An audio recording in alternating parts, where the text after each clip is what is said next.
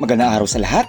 Ito si Teacher Bong para sa Asignaturang Aralin Palipunan 5. Ang ating paksa ngayon ay natatalakay ang mga pamamaraan at pananaw ng kasaysayan. Aralin 2. Ang piso ay may dalawang mukha, ang kara at ang krus.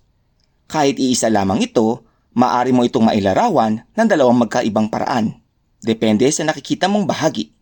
Katulad nito, laging may dalawang kwento ang isang pangyayari. Ang kwento ng gumawa ng aksyon at ang kwento ng tumanggap nito. At dahil iba-iba nga ang opinyon at kuro-kuro ng tao, ay maaari pang dumami ito depende sa pananaw ng bawat isa na nakakita o bahagi nito. Ang kasaysayan ay may maraming pananaw o viewpoint, pero maaari itong malahad sa dalawang pangunahing pananaw na subjective at objective. Subjective, subjektibo o pampersonal. Ang pagkukwento na kasaysayan batay sa kanya-kanyang interpretasyon, pinapanigan at ebidensyang tinataglay lamang. Objective, objektibo o puro. Ang pagkukwento ng iisa at wastong kasaysayan mula sa masusing pag-iimbestiga ng mga ebidensyang nakalap. Sa unang tingin, maaaring maisip mo na dapat lahat ng pananaw ay objective at hindi subjective sa paglalahad ng kasaysayan. Subalit, sa pagitan ng dalawa, mas unang nabubuo ang subjective, lalo na may iba't ibang pananaw ang bawat tao. Dagdag pa dito, ang bawat subjective na pananaw, kapag nakalap at nabuo, tsaka pa lamang magkakaroon ng objective na pananaw sa nangyari. Ang mga subjektibong pananaw ay bahagi rin ng kasaysayan. Ang kasaysayan ay may mga batayan na naipaliwanag na sa unang aralin.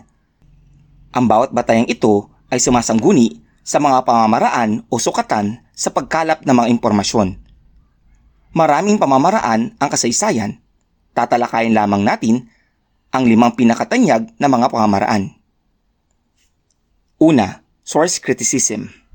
Ikalawa, time series analysis. Ikatlo, comparative method. Ikaapat, counterfactual analysis. At ikalima, microhistorical method. Source criticism o masusing pag-aaral sa pinagkunan ng impormasyon.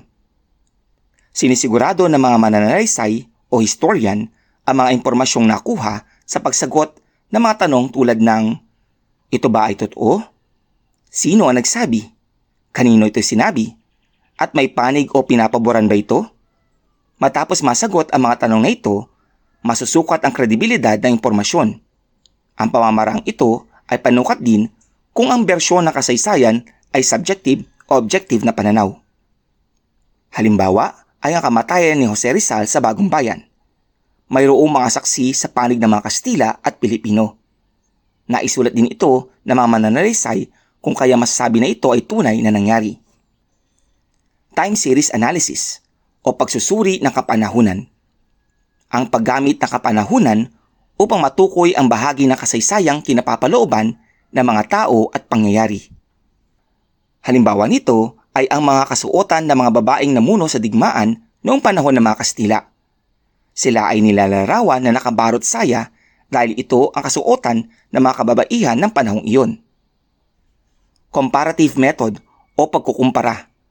Ang paghahanap ng pagkakapareho at pagkakaiba ng mga makasaysayang pangyayari, kultura, lipunan at tao upang makabuo ng mas malawak na paglalahat. Halimbawa, ang pagkukumpara sa kamatayan ng Gomburza at ni Jose Rizal. Makaakuha ang kasaysayan ng mga datos tulad ng mga nakasulat. Counterfactual analysis o pagsisiyasat sa kabaligtaran ng pangyayari. Ito ang pamamaraan kung saan pinag-aaralan ang mahalagang bahagi sa kasaysayan at iisipin ang posibleng resulta kung sakaling kabaligtaran o hindi nangyari ito sa nakaraan. Sa ganitong paraan, makikita ang ibang mga posibilidad at makikita rin ang kahalagahan sa paghubog na kasaysayan. Halimbawa, kung sakaling hindi nangyari ang revolusyon at nanatiling sakop ng Espanya ang Pilipinas, ang pag-iisip ng maaaring sitwasyon ng mga Pilipino at maging halaga ng kalayaan sa mga Pilipino ay isang counterfactual analysis.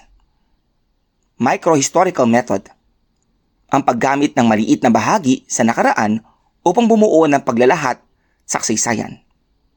Halimbawa ay pag-aaral sa taong tabon. Bagamat isa lamang ito, subalit may lalarawan nito ang pamamaraan ng buhay ng mga sinaunang Pilipino. Bilang buod, ang kasaysayan ay may dalawang pananaw, subjective at objective. Ang subyektibo o pampersonal na pananaw ay ang pagkukwento ng kasaysayan batay sa kanya-kanyang interpretasyon, pinapanigan at ebidensyang tinataglay lamang. Ang objektibo o puro na pananaw ay pagkukwento ng iisa at wastong kasaysayan mula sa masusing pag-iimbestiga ng mga ebidensyang nakalap. Ang 5 pamamaraan ng kasaysayan ay source criticism, time series analysis, comparative method, counterfactual analysis, at microhistorical method. Source criticism o masusing pag-aaral sa pinagkunan ng impormasyon, paggamit ng mga katanungang ito ba ay totoo, sino ang nagsabi, kanino ito'y sinabi, at may panig o pinapaboran ba ito.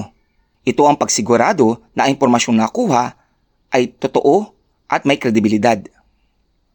Time series analysis o pagsusuri ng kapanahunan, ang paggamit ng kapanahunan upang matukoy ang bahagi ng kasaysayang kinapapalooban ng mga tao at pangyayari.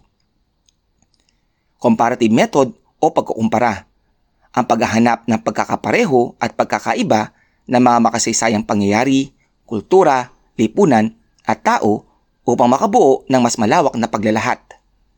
Counterfactual analysis o pagsisiyasat sa kabaligtaran ng pangyayari.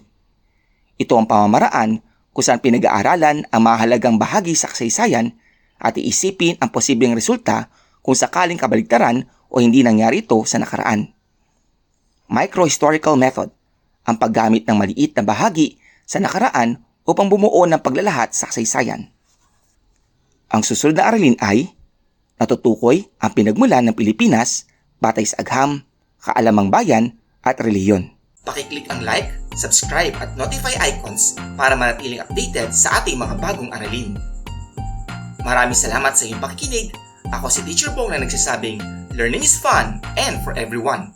Hanggang sa muli!